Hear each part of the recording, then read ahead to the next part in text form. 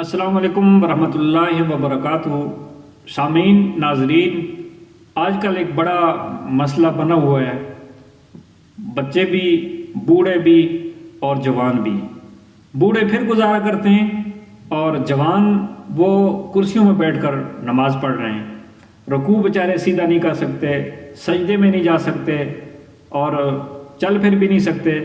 جوڑوں کا درد، مہروں میں درد، جوڑوں کا گیپ، اسی طرح مہروں کا گیپ اور ہڈیوں کا دکھنا، ان جگہوں پہ درد ہونا، اور یہ کمر کی جو بڑی ہڈی ہے، ریڑھ کی ہڈی، اوپر سے لے کر نیچے تک کہیں نہ کہیں بندے کو درد محسوس ہوتا ہے۔ اور اسی طرح یہ جو گوڈے ہیں، یہ ٹانگ سیدھی نہیں ہو رہی یا پھول جاتی ہے، سوج جاتی ہے، تو اس مسئلے کے اندر لوگ پریشان ہیں اور جاتے ہیں بازار میں ڈاکٹر کے پاس، عارضی طور پر ٹیکہ لگوا دیتے ہیں، اور وہ جب تک ٹیکے کا اثر ہوتا ہے تو درد ختم ہو جاتا ہے، اور جب ٹیکے کا اثر ختم ہوتا ہے دوبارہ درد ابھر جاتا ہے۔ تو یہ عارضی طور پر اس طرح کی ادویات یا ٹیکے استعمال کرنا، یہ اس کا علاج نہیں ہے، مستقل علاج ہے، اور میرا یہ آزمایا ہوا ہے۔ 70-80 سال کے بابوں کو بھی میں نے دی، اور دعویٰ نہیں ہے، مجھے اپنے اس نسخے پہ اور اللہ کی ذات پہ بھروسہ ہے کہ اگر 70 سال کا بوڑھا پہلے لاٹھی لے کر چلتا تھا، انشاءاللہ وہ سوٹی اور لاٹھی گھر میں رکھ کے جائے گا، اور انشاءاللہ اس کے پٹھے اور اس کے گوڈے اور اس کی ریڑھ کی ہڈی اور ریڑھ کی ہڈی کا گھیپ، یہ خود بخود چند دنوں کے استعمال سے بھرنا شروع ہو جائے گا، اور ایک وقت آئے گا بندہ صحت مند زندگی گزارے گا۔ لیجیے، یہ نسخہ حاضر ہے، قلم کاغذ پاس رکھیں، اور میں یہ جو نسخہ بتانے والا ہوں بہت قیمتی نسخہ ہے، آپ لکھتے جائیں۔ جس استاد میرے نے یہ نسخہ مجھے بتایا تھا، وہ استاد دنیا سے جا چکے ہیں، حکیم ندیم بٹ صاحب رحمۃ اللہ علیہ، اللہ تعالیٰ ان کی مغفرت فرمائے۔ یہ ان کا عطیہ ہے، اور پھر اس کے بعد میں نے بالاکوٹ پہاڑی علاقوں میں لوگوں پہ آزمایا، بہت ہی مفید پایا۔ نمبر 1، سرنجاں شیریں۔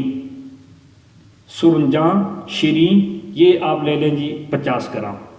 زنجبیل، سنڈ جس کو کہا جاتا ہے، 50 گرام۔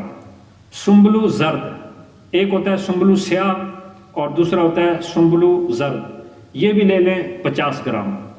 مامیخ، یہ کاغان اور اس طرح یہ موسا مسلح اور اسی طرح شڑاں، درشی اور کشمیر کے جنگلات کے اندر، اسی طرح سوات کالام میں کافی مقدار میں یہ مامیخ پائی جاتی ہے۔ مامیخ یہ 50 گرام، اور بیخ بدہاری کند، یہ بھی آپ لے لیں جی 50 گرام۔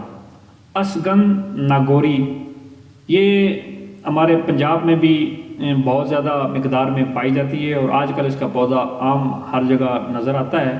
اس کی جڑ ہے جی اسگن ناگوری۔